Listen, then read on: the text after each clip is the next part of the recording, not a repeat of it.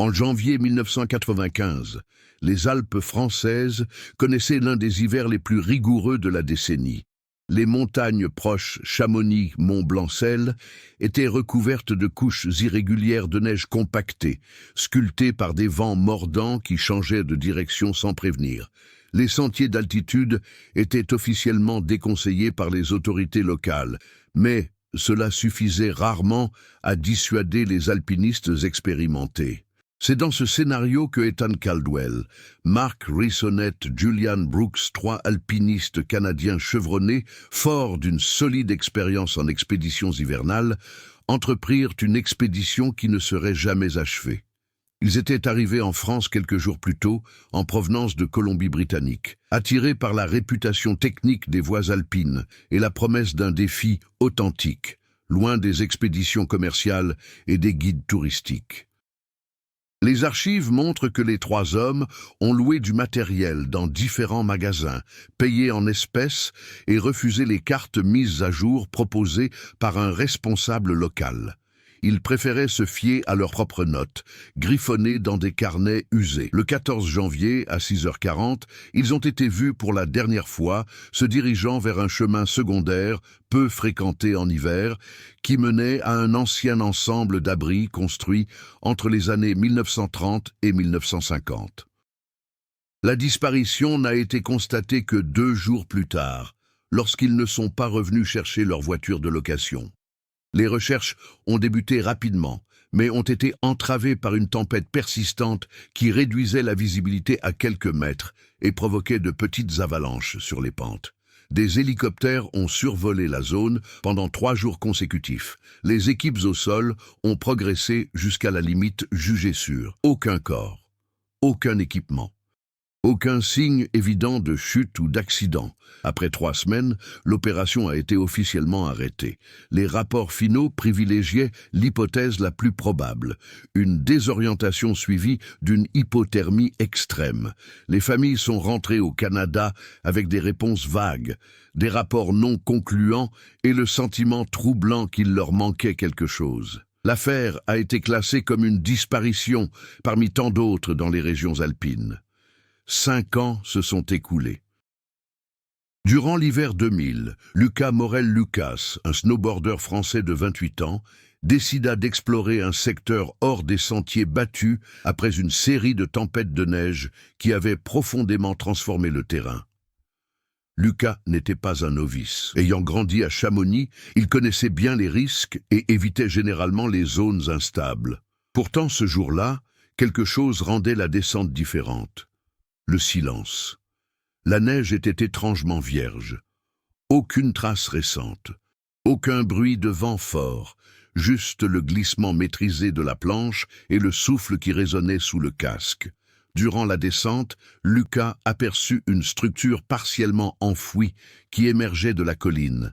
Elle ne figurait sur aucune carte moderne. La porte métallique n'était visible qu'à moitié, recouverte d'une épaisse couche de glace et de neige durcie.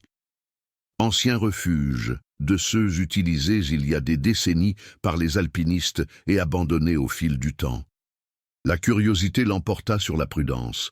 Lucas dégagea la neige autour de l'entrée avec ses mains gantées et, après quelques minutes d'effort, parvint à ouvrir la porte. Le grincement métallique résonna sourdement, comme si le son était aussitôt absorbé par le froid accumulé à l'intérieur.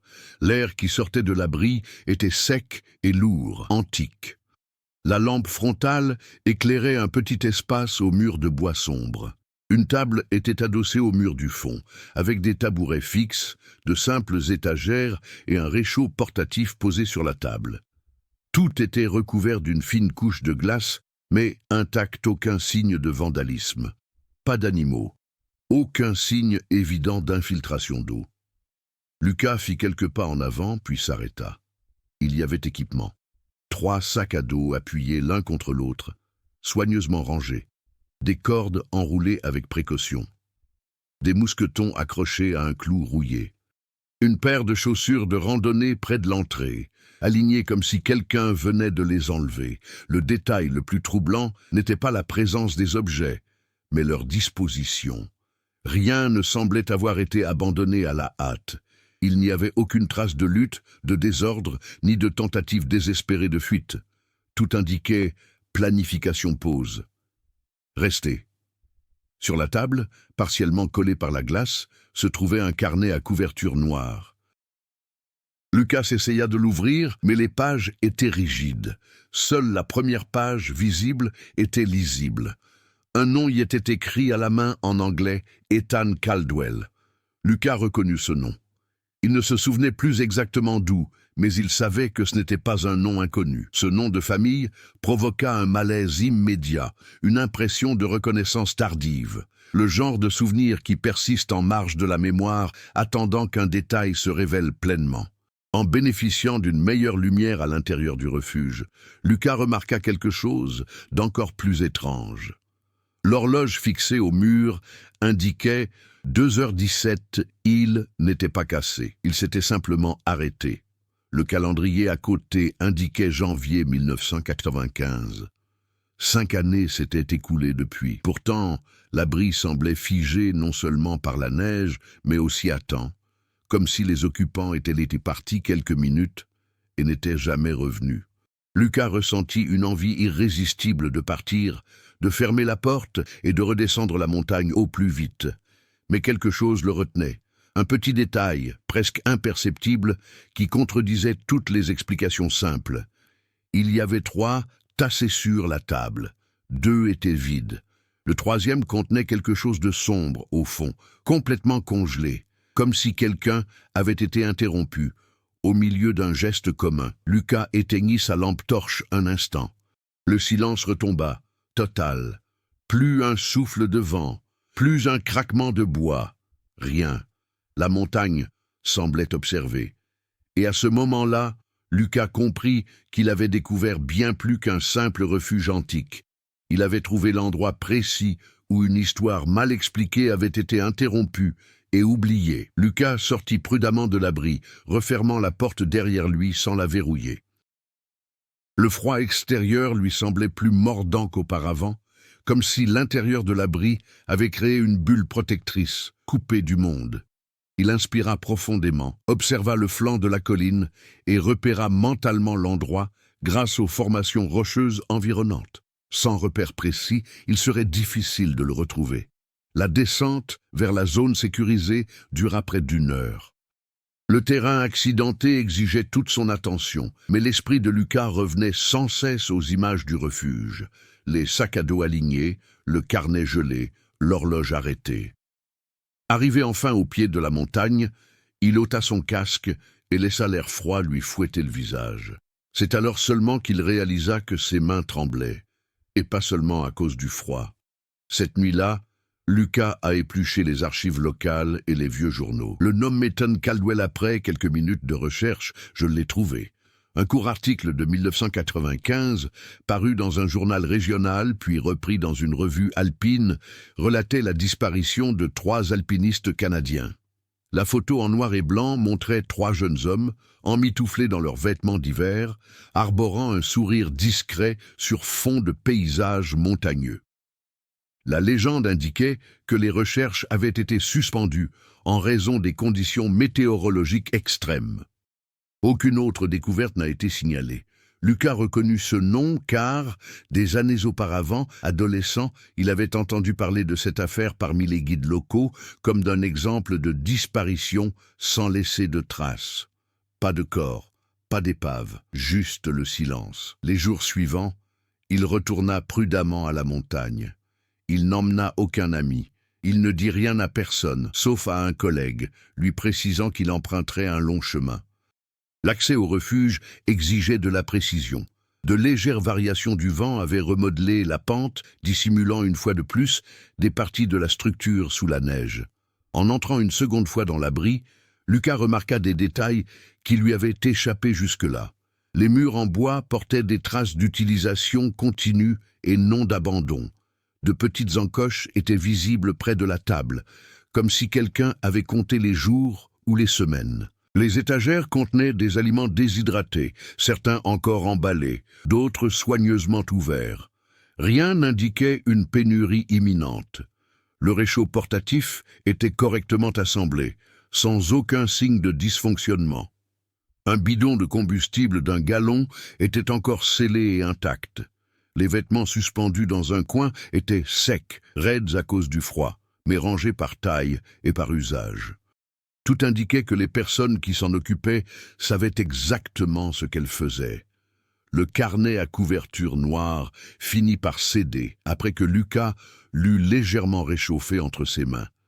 Ses pages intérieures contenaient des notes techniques, itinéraires prévus, calcul de temps, observations météorologiques. Rien d'émotionnel, rien de désespéré, juste des notes objectives, écrites d'une main ferme, jusqu'à ce que, dans les dernières pages, quelque chose change.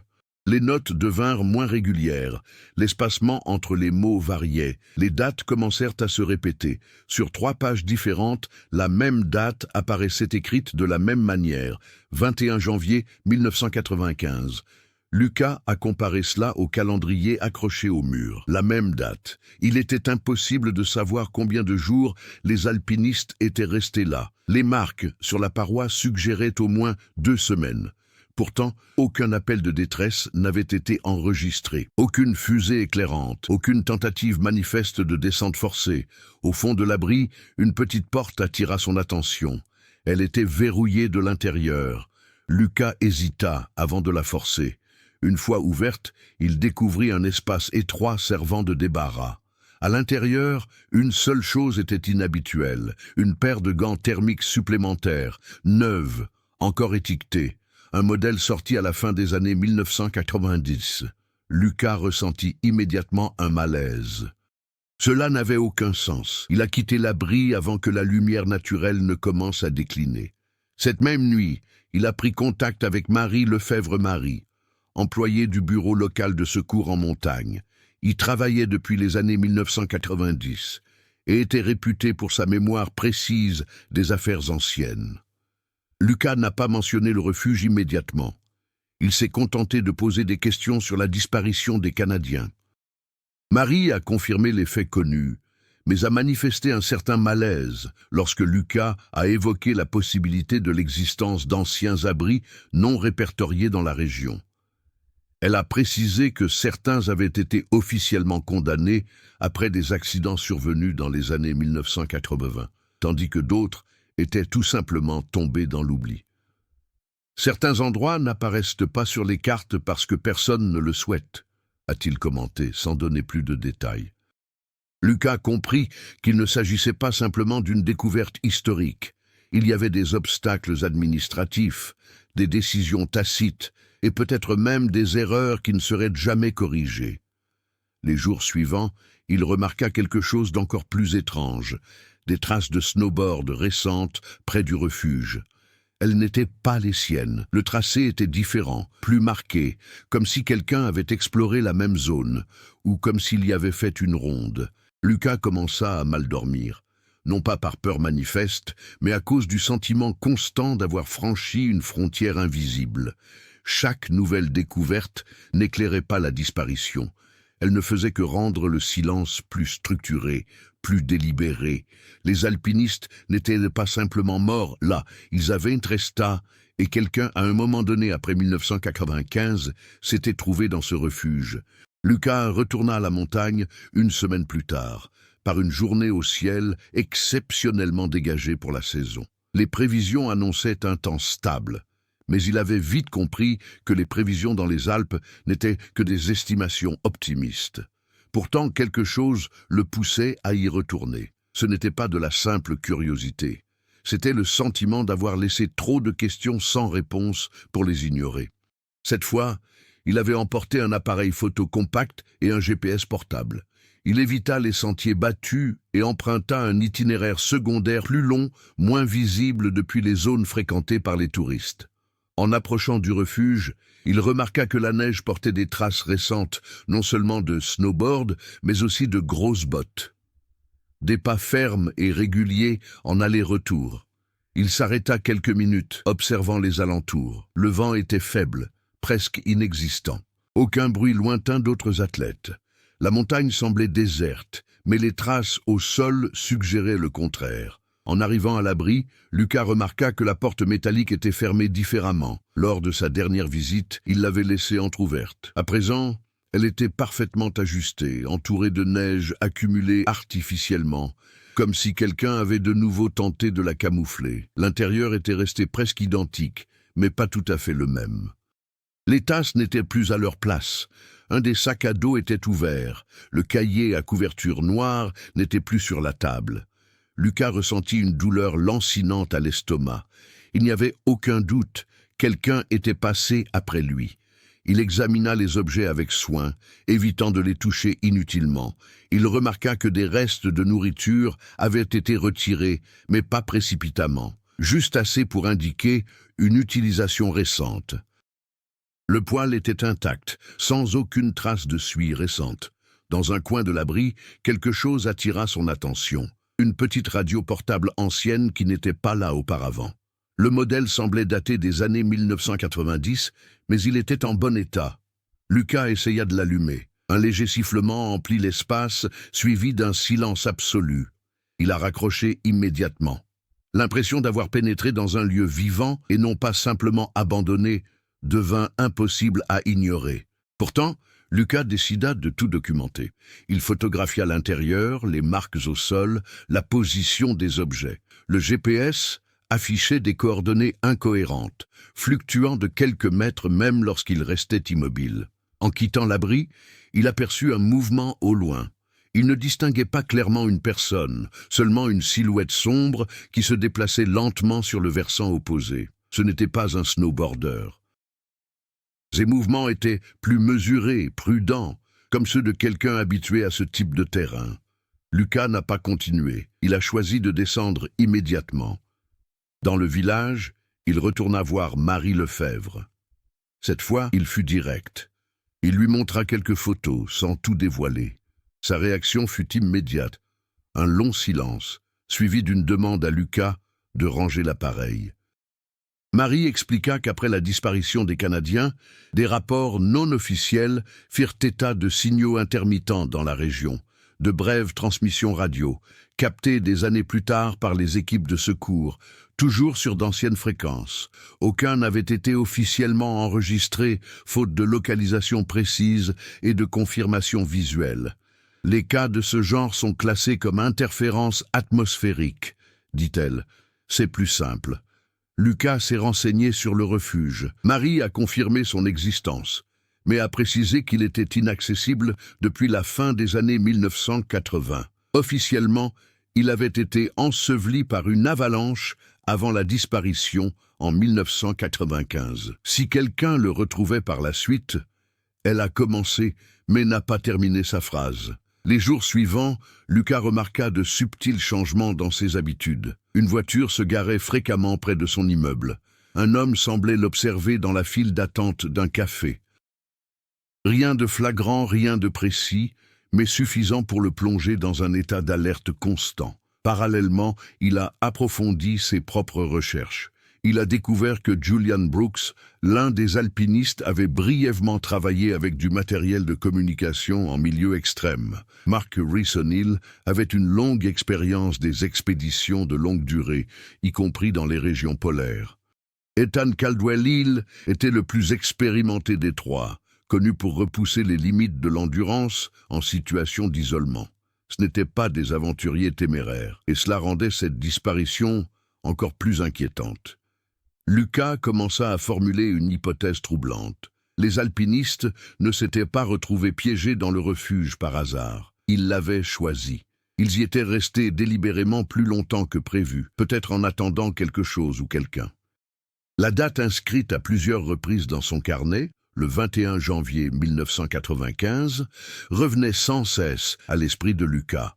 Il la recoupa avec d'anciens relevés météorologiques et découvrit quelque chose d'inhabituel.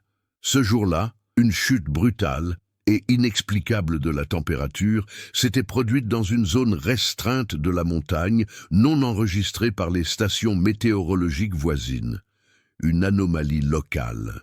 Quelques jours plus tard, Lucas a reçu un courriel anonyme, sans texte, avec pour seule pièce jointe un court enregistrement audio. Le son était principalement composé de bruit, Mais dans les dernières secondes, une voix masculine déformée s'est fait entendre, parlant en anglais. « Nous sommes toujours là. » Lucas éteignit l'ordinateur et resta immobile pendant plusieurs minutes. Le conflit n'était plus une simple enquête. Il ne s'agissait plus de comprendre le passé, mais de faire face à une réalité qui persistait dans le présent. La montagne n'avait pas mis un terme à cette histoire, elle avait simplement gardé le suspense. Tandis que Lucas tentait de comprendre sa découverte, il réalisa que l'histoire des alpinistes ne se limitait pas aux refuges gelés. Apparemment, des mystères invisibles reliaient passé et présent de façon troublante. Dans les archives locales, Lucas découvrit des mentions d'autres disparitions dans les environs, des cas de skieurs, d'alpinistes et de planchistes qui n'avaient jamais figuré dans les registres officiels, ou dont les recherches avaient été interrompues sans explication. La similitude était troublante. Toutes les disparitions étaient liées à d'anciens itinéraires et souvent à des refuges oubliés. Marie Lefebvre a commenté une théorie rarement évoquée parmi les sauveteurs expérimentés. Certains de ces lieux créent un sentiment d'isolement total, où l'on peut rester perdu, ou même choisir de s'installer, sans laisser de traces visibles. Cette phrase résonnait sans cesse dans l'esprit de Lucas. Elle était vague, mais impossible de l'ignorer. Au fil de son enquête, Lucas commença à remarquer des changements dans son propre comportement. Il évitait les lieux fréquentés, reprenait plusieurs fois ses itinéraires habituels et consignait chaque détail de ses sorties dans un journal. Son cercle social se réduisit, non par choix, mais par nécessité pratique. Il avait besoin de silence et d'une concentration absolue pour comprendre ce qui se passait. Ses amis le remarquèrent, mais ne pouvaient saisir l'urgence de la situation sans en avoir la preuve. Le refuge devint une véritable obsession. Lucas y retourna à plusieurs reprises, mais pas seulement pour observer. Il commença à analyser les conditions météorologiques, les heures de la journée et l'état de la neige, tentant de reproduire les signes qu'il avait remarqués lors des disparitions précédentes. À chaque visite, il constatait de petits changements. Un sac à dos légèrement déplacé, de nouvelles traces dans la neige, des restes de nourriture. Ces signes suggéraient une présence humaine continue, mais impossible à localiser. Une tension croissante s'installait. La montagne abritait quelque chose, ou quelqu'un qui semblait la surveiller. Le principal enjeu n'était pas seulement de découvrir le sort des Canadiens, mais aussi de faire face à une entité invisible qui manipulait l'environnement pour rester indétectable. Lucas remarqua également l'émergence d'une intrigue personnelle. Il commença à remettre en question sa propre perception du temps. De petits oublis, des heures perdues sans s'en rendre compte, l'impression que des journées entières s'écoulaient sans qu'il s'en aperçoive consciemment. C'était comme si la montagne, le refuge et le passé des disparus interféraient avec son quotidien. Cet effet psychologique ajouta de la tension à l'intrigue. Il ne s'agissait plus de documenter ou d'enquêter, mais de survivre à la subtile manipulation de l'environnement. Parallèlement, un autre personnage a émergé, quoique de manière indirecte. Clara, journaliste pour un quotidien régional spécialisé dans les disparitions, fut contactée par Lucas après que ce dernier eut compris que ces disparitions n'étaient pas des cas isolés. Clara lui fournit des informations complémentaires, des témoignages et de vieilles cartes indiquant des itinéraires oubliés. Son enquête souleva des dilemmes éthiques et moraux. Comment gérer des informations sensibles? Quelles limites seraient franchies dans la quête de réponses? Clara mit Lucas au défi, le poussant non seulement à observer, mais aussi à agir, alors qu'il peinait encore à comprendre ces phénomènes inexplicables. Les intrigues personnelles et professionnelles commencèrent à s'entremêler.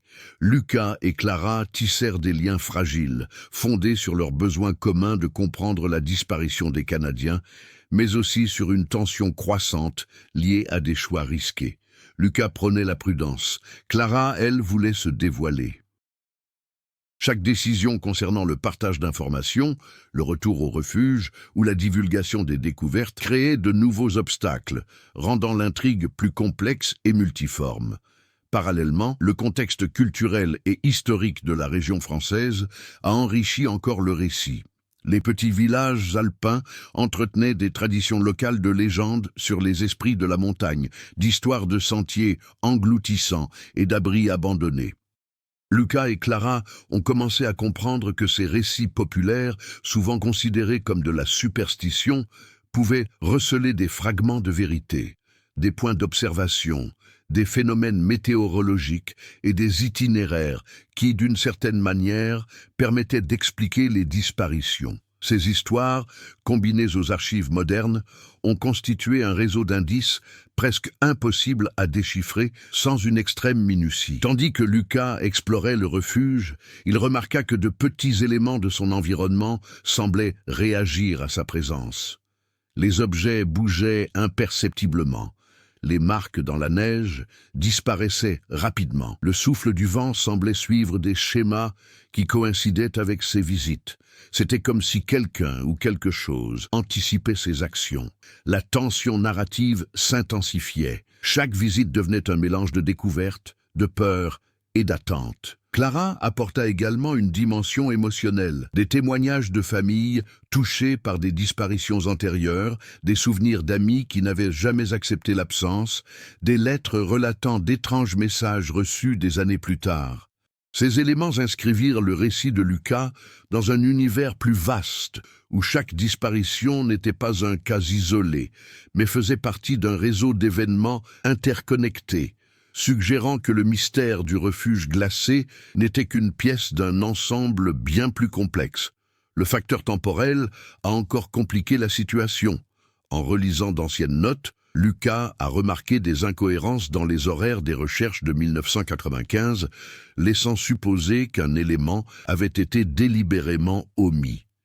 Clara et lui ont alors commencé à émettre l'hypothèse que la région avait un passé de dissimulations administratives ou de décisions délibérées visant à cacher certains lieux au public, ce qui a accru le suspense et le sentiment de complot. Chaque intrigue secondaire, l'enquête de Lucas, l'implication de Clara, l'histoire des disparus, l'influence culturelle locale, les phénomènes inexpliqués et la manipulation subtile de l'environnement convergeaient pour créer un récit à la tension croissante. Les interactions entre les personnages principaux et secondaires renforçaient le conflit central. Découvrir la vérité sur le sort des Canadiens et affronter des forces invisibles qui semblaient empêcher qu'elles n'éclatent. Tandis que Lucas consignait chaque détail, planifiait chaque visite et documentait les changements, le poids de sa responsabilité grandissait. Il ne s'agissait plus seulement de découvrir la vérité, mais de se confronter à une montagne qui semblait vivante, à un passé qui s'obstinait à ressurgir. Le conflit n'était plus seulement physique ou lié à l'enquête, il était psychologique, émotionnel et existentiel. À mesure que les intrigues secondaires s'entremêlaient, une certitude s'imposait. Le refuge figé dans le temps n'était pas qu'un simple lieu physique. C'était un enchevêtrement d'événements, de décisions humaines, de phénomènes naturels et peut-être de forces inconnues, conspirant à maintenir les secrets enfouis. Chaque pas franchi à l'intérieur ou à l'extérieur de ce refuge modifiait l'équilibre du récit, exigeant une attention et un courage extrêmes.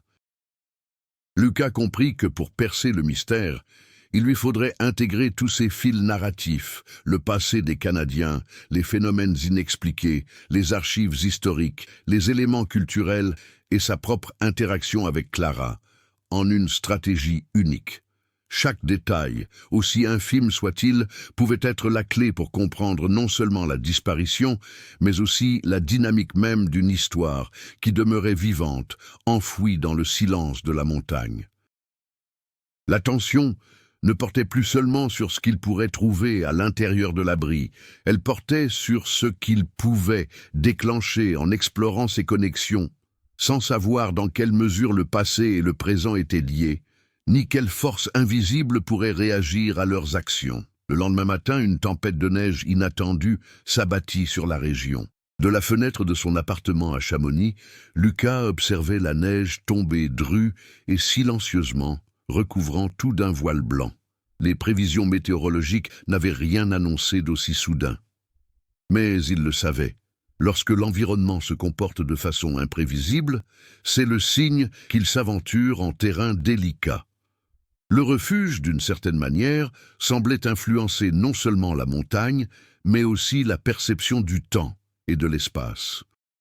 Déterminé à revenir, Lucas prépara soigneusement son matériel. Cette fois, il emporta également un enregistreur audio, une caméra infrarouge et des provisions pour rester dans l'abri jusqu'à 24 heures. Il avait pressenti une activité, quelque chose ou quelqu'un, et il devait enregistrer le moindre signe.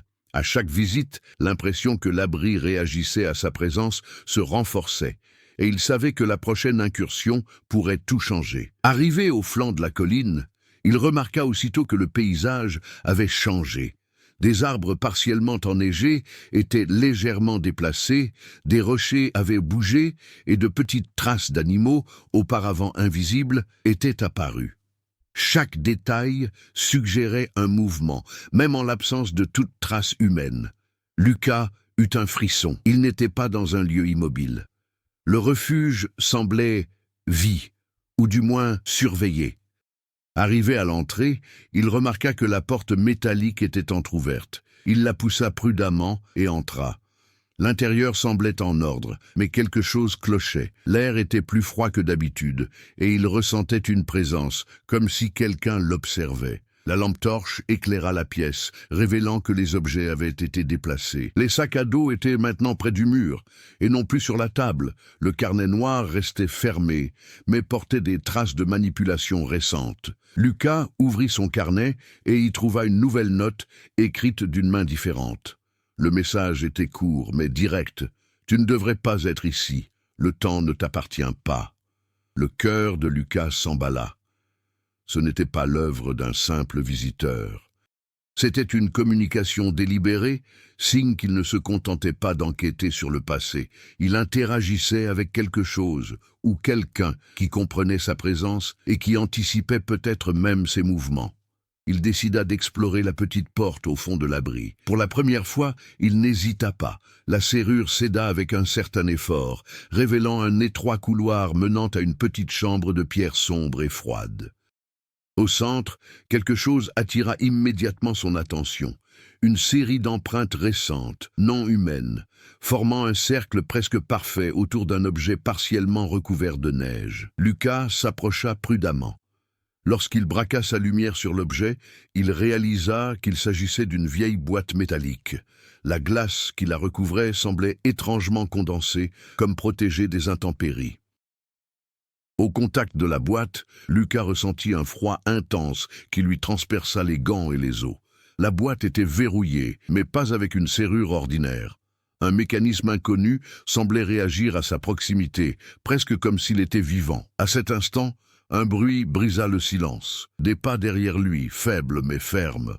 Lucas se retourna brusquement, mais la pièce était vide. Aucun signe de présence humaine. Seul l'écho de pas qui n'aurait pas dû exister. L'enregistreur dans sa poche capta quelque chose. Une fréquence basse et pulsante, presque comme un bourdonnement continu qui semblait vibrer contre les parois de l'abri. Lucas comprit qu'il avait franchi une limite invisible. Le tournant n'était pas seulement la découverte de la chambre secrète, c'était le fait que le refuge, le temps et la présence des disparus étaient désormais intimement liés à lui. Le danger n'était pas physique, mais temporel et psychologique. Ce qui était arrivé à Ethan, Marc et Julian n'était pas un simple accident. Il y avait quelque chose de plus profond, quelque chose qui manipulait l'environnement et influençait les visiteurs. Alors qu'il tentait d'enregistrer le phénomène avec la caméra infrarouge, Lucas remarqua des formes qui se déplaçaient sur les parois de la chambre, presque éthérées, mais avec des contours humains. Ce n'étaient ni de simples ombres, ni des reflets. Elles bougeaient de façon synchronisée, comme si elles réagissaient à ses mouvements. L'une des silhouettes lui parut familière, grande, au dos droit, rappelant Ethan Caldwell, mais partiellement transparente. Lucas déglutit difficilement, partagé entre la peur et la fascination. Le tournant décisif se produisit lorsque la boîte métallique émit un son distinct, un léger clic, comme activé par sa seule présence. Lucas recula aussitôt, mais réalisa qu'au clic, un petit couvercle latéral s'était ouvert, révélant un objet minuscule et énigmatique, un vieux manomètre et thermomètre. mais avec des relevés qui ne correspondaient pas au calendrier normal, des dates allant de 1995 à des temps récents, comme si le temps à l'intérieur de l'abri avait été continu, déconnecté du monde extérieur. La révélation fut bouleversante. Les alpinistes canadiens n'avaient pas disparu de façon classique. Ils étaient restés dans le refuge ou dans une sorte de boucle temporelle isolée pendant 5 ans, voire plus, et le refuge n'était pas un simple abri, c'était une sorte de bulle temporelle, en maintenant tout figé, mais aussi actif, réagissant à toute interférence extérieure. Lucas comprit que sa simple présence pouvait bouleverser l'équilibre de ce cycle. Le moindre faux pas, le moindre enregistrement, risquait de déclencher des événements incontrôlables. Il ne se contentait pas d'enquêter, il devenait partie intégrante du phénomène. Le danger était imprévisible et échappait à toute mesure conventionnelle. Il était confronté à quelque chose qui défiait toute logique et toute science conventionnelle. À ce moment-là, l'enregistreur a de nouveau capté la voix masculine, déformée, mais maintenant claire. « Tu n'aurais pas dû venir, mais c'est peut-être nécessaire. » L'impact fut immédiat. Lucas comprit que le tournant ne résidait pas seulement dans la découverte physique de la chambre et de la boîte, mais dans la prise de conscience qu'il était entré dans un système fonctionnel, une structure temporelle et psychologique reliant le passé et le présent, les disparus et lui-même, et qui exigeait désormais une action consciente pour éviter des conséquences imprévisibles. Le conflit principal, initialement centré sur l'enquête concernant la disparition, avait évolué. Désormais, il y avait une tension directe entre Lucas et le temps propre à la montagne, le refuge servant de cadre à des décisions cruciales, susceptibles de modifier ou de révéler des vérités que personne n'avait pleinement comprises auparavant. Après ce tournant, Lucas sentit que plus rien ne serait jamais comme avant. Le refuge, le temps et les disparus était désormais inextricablement lié à sa propre vie. Il commença à percevoir de subtils changements dans sa perception de la réalité. L'horloge de son appartement semblait ralentir. Les jours s'étiraient sans prévenir, et les bruits extérieurs disparaissaient parfois, comme si la ville était engloutie par un silence partiel, ne laissant résonner que le grondement de la montagne. L'effet psychologique fut immédiat. Lucas se mit à noter chaque détail dans son carnet, reproduisant la méthode des Canadiens, mais cette fois-ci avec la conscience que la précision pouvait faire la différence entre la sécurité et le danger. Chaque visite au refuge avait des conséquences directes. De nouvelles marques dans la neige, des objets légèrement déplacés, la sensation constante que quelqu'un ou quelque chose observait ses moindres faits et gestes.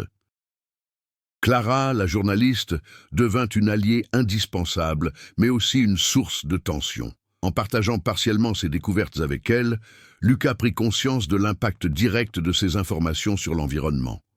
3 jours après son compte rendu détaillé du fonctionnement du minuteur de la boîte, une avalanche de moindre ampleur frappa un versant, bloquant temporairement l'accès au refuge. Personne ne fut touché, mais ce blocage semblait presque intentionnel, comme si le lieu réagissait aux tentatives de révéler le phénomène. Lucas et Clara commencèrent à organiser leurs actions comme une danse minutieuse, trouvant un juste équilibre entre risque et investigation. Ils fixèrent des horaires précis pour leurs visites à la montagne, des techniques pour enregistrer un maximum de détails sans perturber l'environnement et des protocoles rigoureux pour observer sans intervenir. Malgré toutes ces précautions, le sentiment d'être surveillé se faisait de plus en plus fort. Parfois, des objets semblaient bouger imperceptiblement, même en leur absence. Des empreintes apparaissaient et disparaissaient. Le bruit du vent changeait, s'intensifiant ou s'affaiblissant selon la position de Lucas. La tension émotionnelle entre les personnages s'intensifia. Lucas commença à se sentir isolé, même en plein cœur de la ville. Ses pensées revenaient sans cesse au refuge et aux signes que les Canadiens exerçaient encore une influence, directe ou indirecte, sur les lieux. Clara, quant à elle, était confrontée à des dilemmes éthiques. Publier ses découvertes risquait d'attirer des curieux dans une zone dangereuse, mais dissimuler l'information lui semblait tout aussi répréhensible. Ces décisions engendrèrent des conflits entre eux, complexifiant le récit principal, tandis que l'intrigue secondaire de l'enquête s'entremêlait aux conséquences psychologiques du phénomène. Entre-temps, les signes à l'intérieur du refuge continuaient d'évoluer. Une visite révéla 3 nouvelles inscriptions sur les murs, d'étranges symboles indéchiffrables qui semblaient former leur propre langage.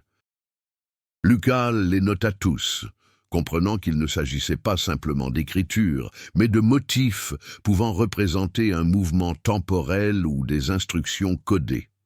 La présence de ces éléments renforçait l'impression que le refuge n'était pas un simple lieu physique, mais une interface de communication entre les disparus et quiconque osait y pénétrer. Un autre effet inattendu se fit sentir sur le corps de Lucas. Le froid intense à l'intérieur de l'abri et l'exposition répétée au microclimat local modifièrent sa perception sensorielle. La température lui semblait différente selon la proximité des objets. Les sons lointains lui paraissaient proches. La sensation de poids variait selon ses déplacements. Il comprit que le phénomène interagissait avec lui de manière quasi physique, faisant de chaque visite une expérience intense d'éveil et d'adaptation. La première conséquence visible fut d'ordre émotionnel. Lucas commença à se demander s'il était capable d'assumer cette responsabilité seul. Le poids constant de la tâche, consigner, comprendre et potentiellement protéger le secret du refuge, pesait sur lui. Chaque décision avait des répercussions immédiates et sa simple présence déclenchait des changements. L'environnement réagissait, se transformait et semblait mettre à l'épreuve son courage et son discernement. Clara, observant ces changements, suggéra de tout documenter méticuleusement, non seulement pour consigner le phénomène, mais aussi pour établir un récit analysable sans contact direct avec le refuge. Ils mirent au point des systèmes d'enregistrement à distance, des caméras cachées et des capteurs rudimentaires, s'efforçant de minimiser toute intervention directe. Malgré cela, la réaction de l'environnement demeura palpable. Entre-temps, Lucas commença à remarquer des signes plus directs de la présence des disparus. Des objets à l'intérieur de l'abri, auparavant immobiles, semblaient se réorganiser presque consciemment. Des tasses changèrent de place, des sacs à dos portèrent des traces d'utilisation récente, de petits carnets contenant des notes techniques apparaissaient à différents endroits. À chaque visite, il était certain qu'il n'observait pas seulement le passé, mais qu'il interagissait avec une dimension active d'événements interrompus. La conséquence narrative la plus importante fut le changement de perspective du conflit. Il ne s'agissait plus seulement de découvrir le sort des Canadiens, mais de comprendre la dynamique du refuge et les phénomènes qui y étaient liés. La présence de Lucas introduisait des variables imprévisibles, et ses actions influaient désormais directement sur l'équilibre du lieu. Il se trouvait, en effet, au sein d'un réseau temporel et physique complexe, où chaque mouvement, chaque décision engendrait une réaction. La tension monta lorsque, par une nuit particulièrement calme, Lucas enregistra sur son magnétophone une série de voix indistinctes, entrecoupées de bruits ressemblant à des pas, des chuchotements et des rires. Il ne parvenait pas à distinguer clairement les mots, sauf par moments isolés. « Nous sommes toujours là », répété de façon fragmentaire. Il était impossible de déterminer s'il s'agissait d'un souvenir résiduel des Canadiens ou d'une présence consciente interagissant directement avec lui. Clara analysa minutieusement les enregistrements, cherchant à corréler les schémas d'activité avec les heures, les positions et les conditions météorologiques. Chaque nouvelle corrélation révélait que le refuge réagissait non seulement à la présence physique de Lucas, mais aussi à son attention et à son comportement. C'était comme si le temps, au sein de cet espace, était conscient, réagissant aux stimuli, testant les limites et préparant le terrain pour des événements encore plus importants. Ces découvertes suscitèrent des réactions émotionnelles intenses. Lucas éprouvait simultanément peur, fascination et un profond sentiment de responsabilité. La prise de conscience que chaque visite modifiait la dynamique du refuge accentua le suspense. Il commença à planifier chaque étape avec une précision militaire, tandis que Clara s'interrogeait sur l'éthique de l'enquête. Trop enregistré risquait de nuire, mais trop peu risquerait de laisser l'enquête inachevée. La tension narrative s'intensifia, mêlant risques physiques, psychologiques et moraux. Au final, les conséquences furent non seulement extérieures, liées à l'environnement, mais aussi intérieures. Lucas en fut profondément marqué et dut apprendre à appréhender le temps et l'espace différemment. Clara fut confrontée à des dilemmes quant à la révélation du phénomène. Quant au refuge, il demeura actif, réagissant à chaque action, à chaque décision et suggérant que l'histoire des Canadiens n'était pas terminée. Elle attendait simplement d'être comprise par quelqu'un capable d'en appréhender toute la complexité. Le conflit principal se déployait désormais sur plusieurs plans. L'enquête sur les personnes disparues, les interactions directes avec le refuge, la pression psychologique exercée sur Lucas, les dilemmes éthiques de Clara et l'impact de chaque action sur l'équilibre temporel du lieu. Les conséquences se faisaient sentir à tous les niveaux, rendant l'intrigue plus profonde, plus imprévisible et plus palpitante. L'expérience au refuge et le contact constant avec des phénomènes inexplicables commencèrent à transformer profondément Lucas. Auparavant, il n'était qu'un snowboarder curieux, habitué à affronter la montagne, la neige et l'escalade, mais désormais, il était confronté à des défis qui exigeaient résilience psychologique, perception aiguë et prise de décisions stratégiques. Chaque visite au refuge était une épreuve non seulement pour leur capacité physique, mais aussi pour leur aptitude à comprendre, analyser et agir avec prudence. Lucas comprit qu'il devait maîtriser sa peur et son anxiété pour survivre mentalement dans cet environnement. Le sentiment que le refuge réagissait à sa présence, que les disparus habitaient toujours les lieux et que le temps semblait se comporter de manière erratique rendait chaque décision lourde de conséquences. Il commença à développer ses propres méthodes. Il consignait méticuleusement chaque détail, comparait les objets lors de ses différentes visites, notait les tendances météorologiques et de présence et cartographiait le terrain afin de pouvoir anticiper d'éventuels changements. Ce processus exigeait de la discipline, de la patience et persistance de qualité qui étaient auparavant secondaires dans leurs aventures. Avec le temps, Lucas a compris qu'il devait évoluer émotionnellement. L'isolement, le froid et la perception du refuge comme un lieu de vie ont engendré chez lui une profonde introspection. Il réfléchissait moins à ses émotions et davantage à comment réagir face à des situations inhabituelles et imprévisibles. Chaque rencontre avec des objets déplacés ou des signes d'une présence invisible était une occasion de cultiver la patience, l'observation et la maîtrise de soi. La montagne devint une sorte de maître silencieux, obligeant Lucas à adapter ses stratégies et à affiner sa compréhension du réel. La présence de Clara a également été essentielle à cette évolution. Tandis que Lucas développait son sens de l'observation et son esprit d'analyse, Clara remettait en question ses décisions éthiques et stratégiques. Elle s'interrogeait dans quelle mesure la révélation de la vérité pouvait-elle être sans danger. Comment concilier le devoir d'informer et le risque d'interférer avec des phénomènes potentiellement dangereux. Ces discussions ont contraint Lucas à évoluer. Pensée critique et responsabilité sociale élargir leur compréhension de l'impact que leurs actions pourraient avoir sur les autres, ainsi que sur eux-mêmes. Lors d'une visite cruciale, Lucas réalisa qu'il devait affronter un défi qu'il avait jusque-là évité. Traverser la chambre de pierre secrète où était apparue la boîte métallique et les silhouettes éthérées. Les circonstances l'exigeaient. Endurance physique et courage émotionnel, le froid extrême semblait lui transpercer les os. Le silence absolu amplifiait le moindre bruit et chaque mouvement était observé, directement ou indirectement, par les êtres qui habitaient les lieux. Il se prépara mentalement, prit une profonde inspiration et avança, prenant des décisions précises à chaque pas. Ce moment représentait un tournant décisif, transformation personnelle, c'est là qu'il a commencé à comprendre qu'il ne pouvait pas se fier uniquement à son intuition ou à la chance.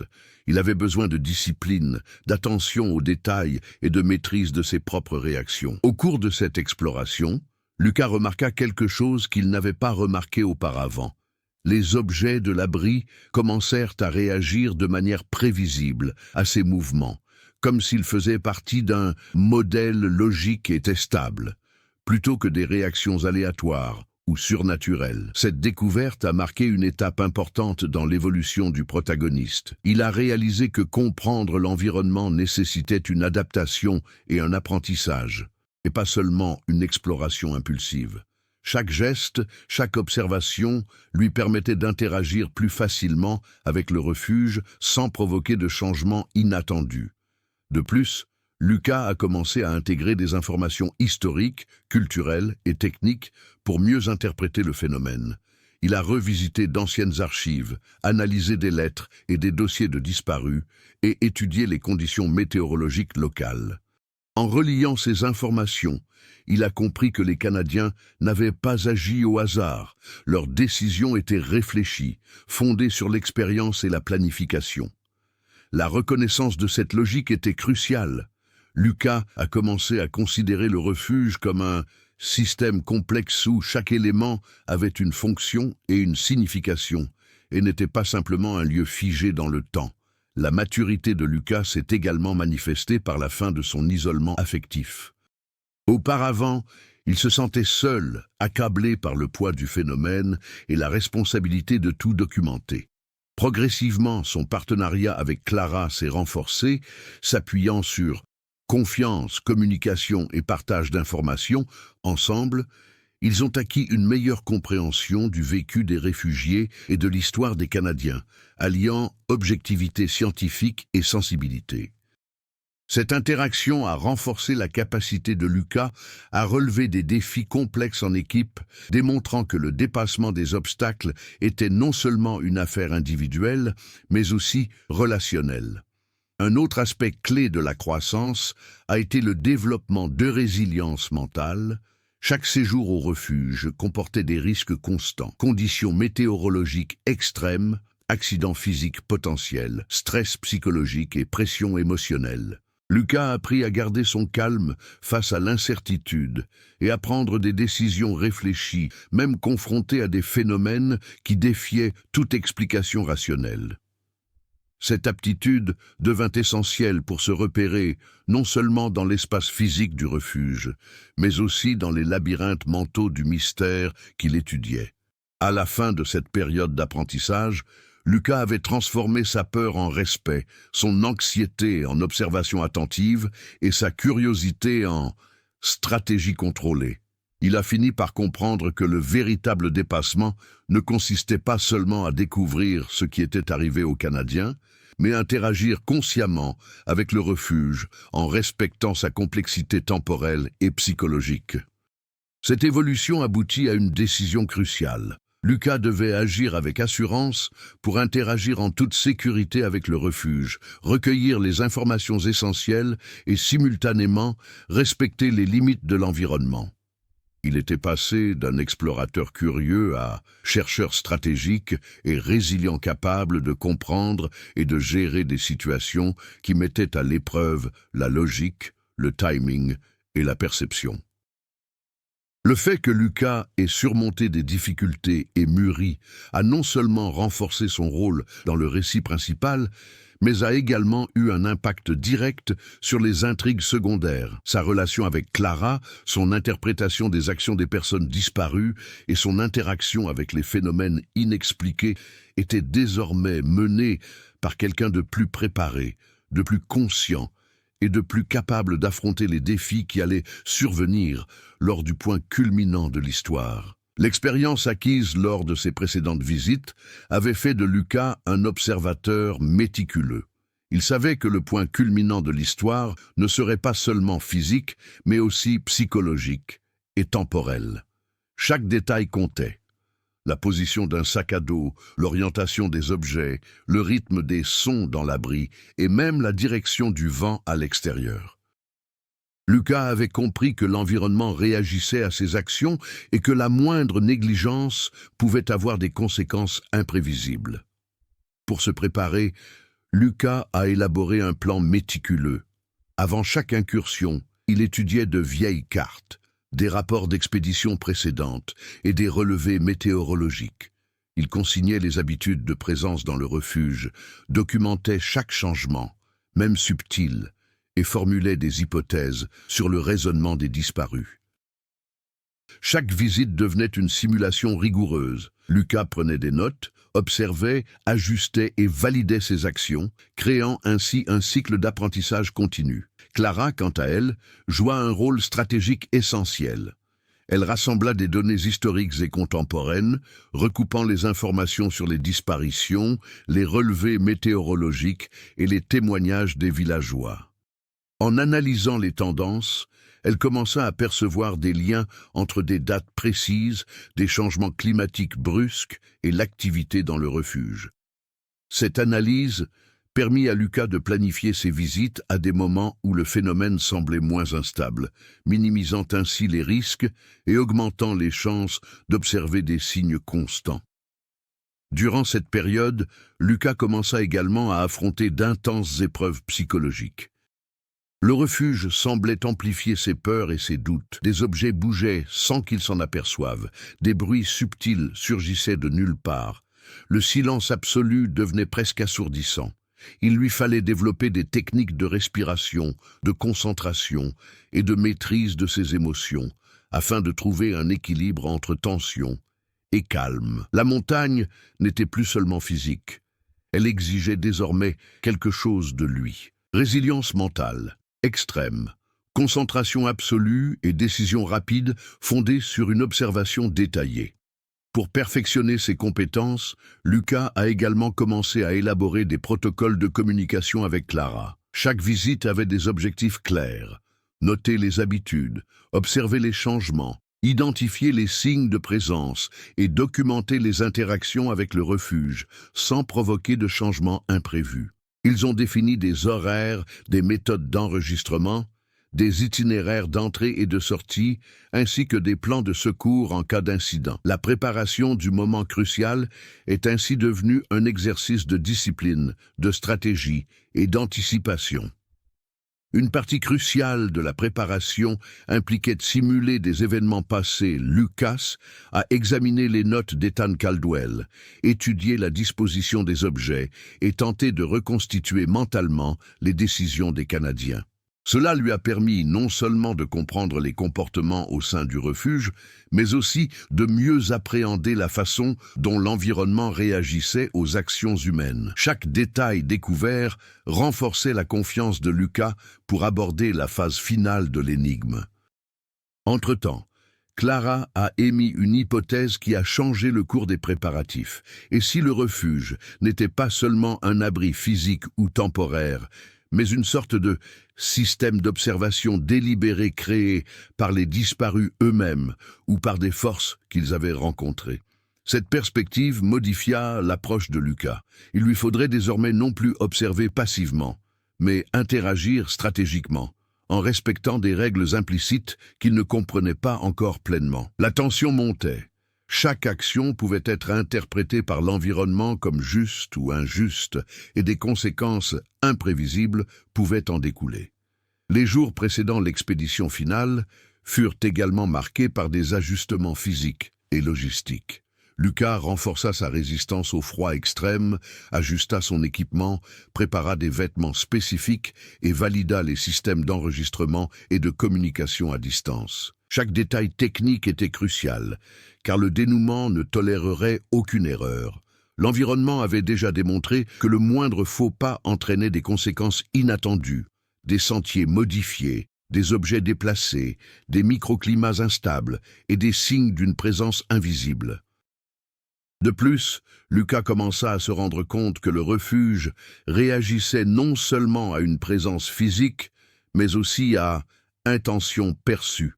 Les mouvements hésitants ou les actions improvisées provoquaient des changements plus brusques, tandis que les décisions fermes et coordonnées engendraient des réactions prévisibles. Cette compréhension ajoutait une dimension de tension stratégique.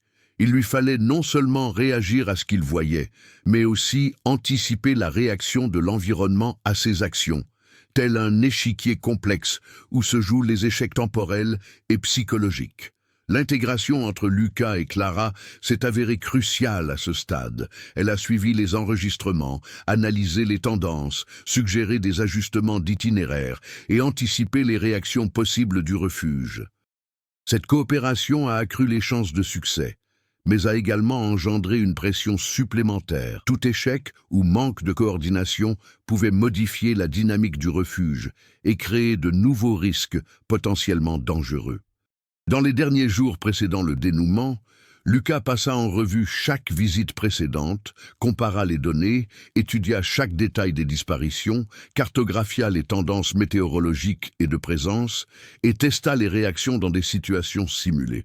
Il savait que le point culminant du récit exigerait action précise, observation détaillée et courage émotionnel. Se préparer impliquait d'harmoniser le corps, l'esprit et la stratégie, et de comprendre que le refuge était un système actif, sensible et imprévisible. La dernière étape de la préparation comprenait des exercices de visualisation mentale. Lucas imaginait chaque étape, chaque interaction, chaque réaction possible du refuge, entraînant son esprit à anticiper des scénarios complexes. Il savait que le point culminant ne serait pas seulement physique, mais nécessiterait également l'intégration de compétences cognitives, psychologiques et stratégiques, et que sa capacité à garder son calme sous pression serait cruciale. La veille du raid final, Lucas éprouvait un mélange d'anxiété, d'impatience et de détermination.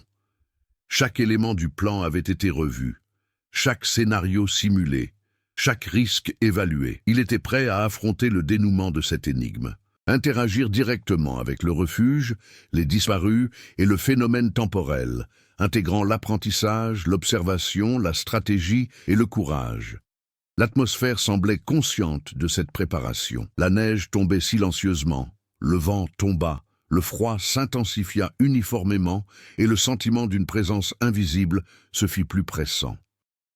Lucas prit une profonde inspiration, ajusta son équipement, vérifia sa communication avec Clara et entama l'ascension finale, conscient qu'il allait affronter non seulement la montagne et le refuge, mais la dimension même dans laquelle passé et présent s'entremêlent, qui l'oblige à intégrer pleinement ses compétences, sa concentration et son courage. Le jour de l'expédition finale se leva sous une lumière grise, filtrée par d'épais nuages bas qui dérivaient lentement au-dessus des sommets alpins. Lucas sentit le froid lui pénétrer les os, avant même de quitter l'abri provisoire au pied de la montagne.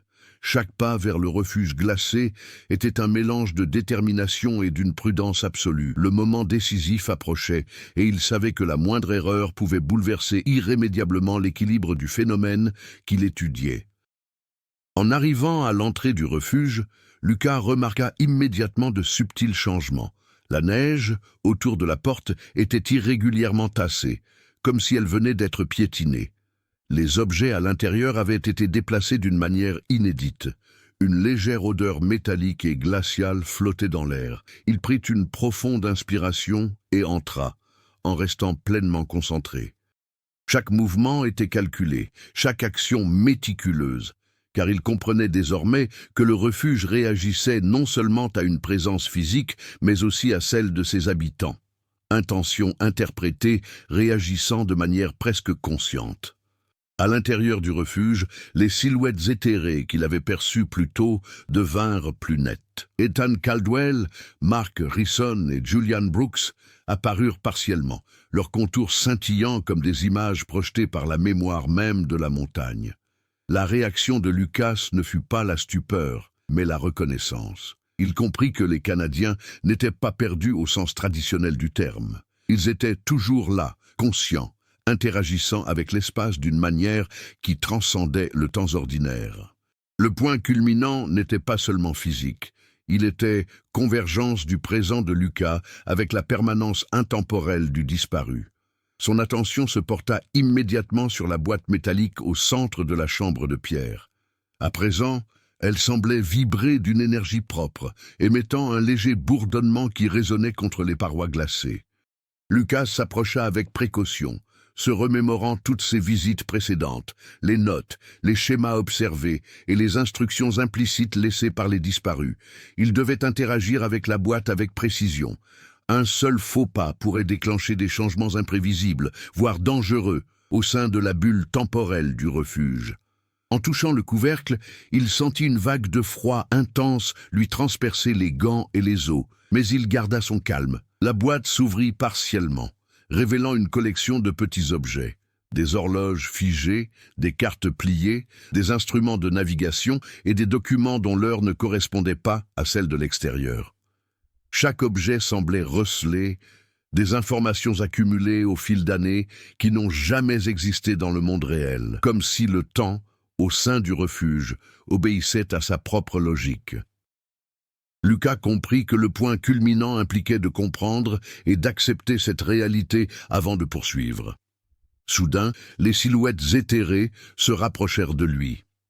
Il n'y eut aucun contact physique, il s'agissait de projections, mais elles dégageaient une présence émotionnelle intense.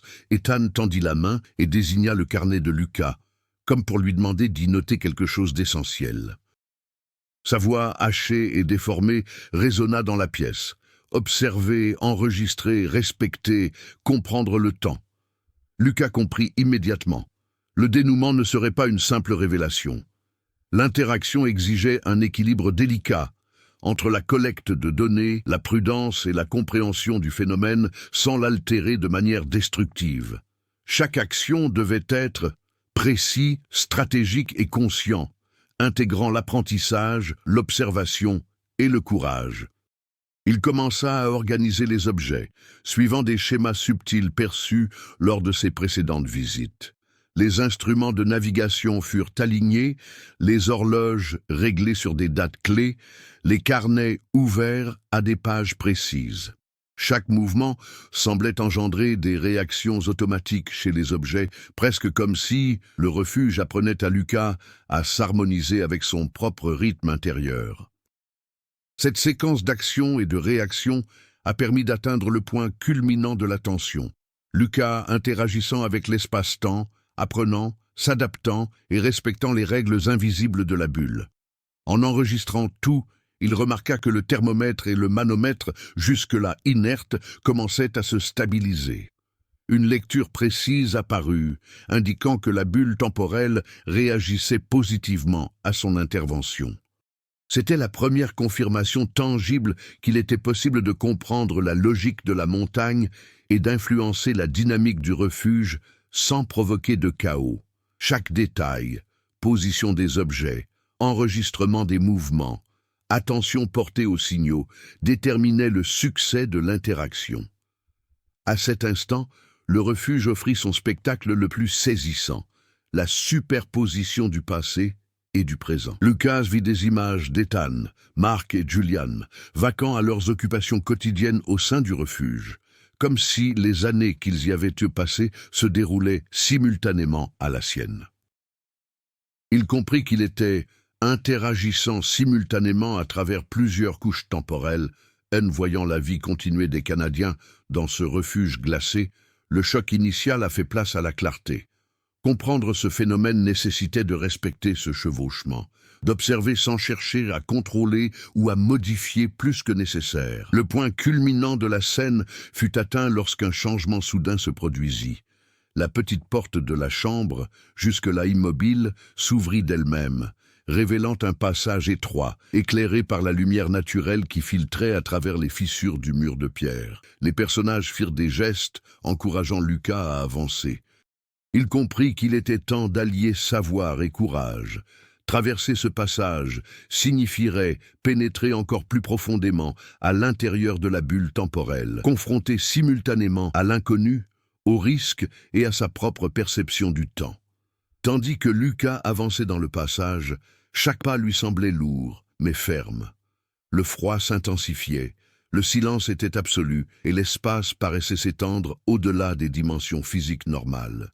Chaque objet, chaque empreinte, chaque détail observé auparavant était désormais lié à son action. Il comprit que le point culminant n'était pas seulement la découverte du sort des Canadiens, c'était participer activement au maintien de l'équilibre du refuge, en comprenant comment le passé, le présent et la perception humaine s'entremêlent de manière complexe et subtile. Arrivé au bout du passage, Lucas découvrit un petit hôtel improvisé. Les effets personnels des disparus y étaient méticuleusement disposés, ainsi que des notes indiquant des dates, la météo et des décisions stratégiques. C'était là, cœur du secret, la pièce finale du mystère qui unissait la logique, l'expérience et le temps suspendu. Les silhouettes d'Ethan, de Mark et de Julian étaient présentes, immobiles mais porteuses d'espoir. Lucas comprit que son ultime action consistait à enregistrer, respecter et documenter, un geste qui bouclerait la boucle sans rompre l'équilibre du refuge. Le point culminant fut atteint lorsque Lucas quitta le passage, emportant documents, notes et preuves, sans altérer la dynamique du refuge. Il avait pleinement compris que le phénomène n'était pas à conquérir ni à dominer, mais à respecter et à comprendre. La tension, le danger, la surprise et l'interaction temporelle aboutirent à une synthèse d'apprentissage, de courage et de conscience, résolvant le conflit central d'une manière unique, sans répéter les thèmes ou actions précédents, mais en transformant Lucas et en permettant la révélation partielle de l'histoire des Canadiens. En quittant le refuge, Lucas ressentit un mélange de soulagement, d'épuisement et d'une étrange impression de respect. Chaque pas qui le ramenait au pied de la montagne était marqué par le silence pesant de la neige fraîchement tombée, qui semblait absorber tous les sons, renforçant l'idée que le refuge recelait des secrets qui dépassaient la perception humaine. Il savait que cette expérience avait non seulement révélé des faits sur les Canadiens disparus, mais avait aussi profondément marqué sa conscience, altérant sa perception du temps, de l'espace et des responsabilités.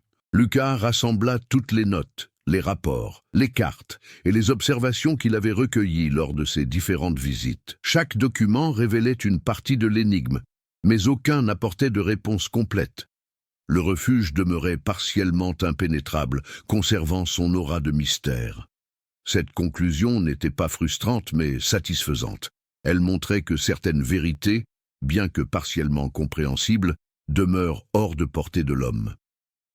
Il était parvenu au terme de son enquête, mais l'impact de cette expérience serait durable. Clara a contribué à cataloguer et à analyser l'ensemble des données, transformant des informations éparses en un récit cohérent. Elle a compris que la véritable valeur résidait non seulement dans les résultats objectifs, mais aussi dans une synthèse entre l'observation, l'action consciente et la compréhension de la complexité du refuge. Ces disparitions n'étaient pas de simples accidents. Les Canadiens avaient trouvé le moyen de vivre en parallèle, s'adaptant à une réalité que Lucas commençait à peine à comprendre. Chaque geste qu'il a entrepris pour enregistrer, respecter et documenter ces événements a contribué à cette synthèse, mettant en lumière l'équilibre fragile entre l'action humaine et les phénomènes inexplicables. L'une des conséquences directes fut la transformation personnelle de Lucas. Il n'était plus le même snowboarder arrivé en France des années auparavant, animé par la curiosité et un esprit d'aventure. Il était devenu capable de comprendre des systèmes complexes, d'anticiper les réactions d'environnements sensibles et de trouver le juste équilibre entre courage, patience et stratégie. Sa perception du risque évolua. Chaque décision avait désormais du poids, chaque action des conséquences mesurables, même face à des phénomènes défiant toute logique. Cette expérience forgea en lui une nouvelle forme de résilience, tant physique qu'émotionnelle. Le refuge, bien que partiellement dévoilé, recelait encore des mystères. Luc comprit que le dénouement n'avait pas résolu toutes les énigmes. Il n'en avait offert qu'un aperçu, un passage vers une compréhension partielle. Ethan, Mark et Julian demeuraient présents, toujours liés à la bulle temporelle, mais en harmonie avec la conscience de Lucas. Cette conclusion apporta un sentiment de justice et de respect. Il n'avait pas besoin de les libérer, ni de modifier l'espace, mais seulement de comprendre et de consigner leur existence. L'équilibre entre action et observation était atteint. Un autre aspect de la conclusion résidait dans l'intégration des intrigues secondaires. L'évolution émotionnelle de Lucas, sa relation éthique et stratégique avec Clara et son interaction avec des phénomènes inexplicables convergeaient de manière cohérente. Chaque décision prise au refuge, chaque document établi, chaque observation détaillée contribuait à résoudre partiellement le mystère sans perturber l'équilibre de l'environnement. Le récit montrait que le dénouement dépendait non seulement des découvertes matérielles, mais aussi la capacité d'interpréter et d'agir consciemment dans des situations qui remettent en cause la logique traditionnelle. Lucas a également perçu la dimension virale et émotionnelle de cette histoire. Il savait qu'en partageant l'information de manière éthique, il pourrait susciter la curiosité, le respect et l'admiration pour ce phénomène sans exposer le refuge à des risques inutiles. L'histoire des Canadiens et de leur expérience dans le refuge est devenue bien plus qu'un simple récit de disparition. C'est une histoire d'apprentissage, de courage et de respect pour l'inconnu. Cette conclusion, mêlant émotion, surprise et impact, était prête à captiver les lecteurs, les spectateurs et les chercheurs intéressés. De plus, la conclusion a démontré l'interdépendance entre le passé et le présent. Le refuge figé dans le temps n'était pas qu'un simple lieu physique, il constituait le témoignage vivant des décisions, des actions et de l'adaptation humaine. Chaque geste des disparus avait été compris par Lucas et d'une certaine manière validé. Il n'avait pas seulement mis au jour des informations sur le passé, mais avait aussi établi un nouveau modèle d'interaction consciente, démontrant que la compréhension des phénomènes complexes exige respect, observation méticuleuse et développement personnel. L'importance émotionnelle de la conclusion est indéniable. Lucas a éprouvé la peur, le doute, la fascination, puis la sérénité. Il a compris que son voyage ne consistait pas seulement à percer des mystères extérieurs, mais aussi à comprendre ses propres limites, à remettre en question ses perceptions et à intégrer des expériences qui transforment sa vision du monde. Cette évolution émotionnelle a renforcé le caractère satisfaisant du récit. Chaque défi relevé, chaque risque calculé et chaque leçon apprise ont abouti à une résolution cohérente et marquante. Finalement, la conclusion a montré que le point culminant, bien qu'intense et transformateur, ne résout pas tous les mystères.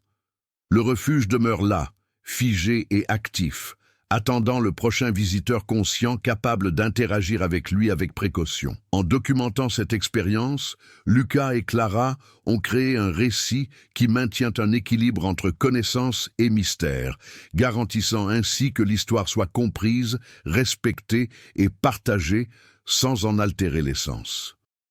La conclusion est donc la suivante: émotionnellement satisfaisant, cohérent avec l'évolution du protagoniste et fidèle à la complexité de l'intrigue, concluant ainsi la phase principale du récit, mais laissant place à de futures interprétations et réflexions.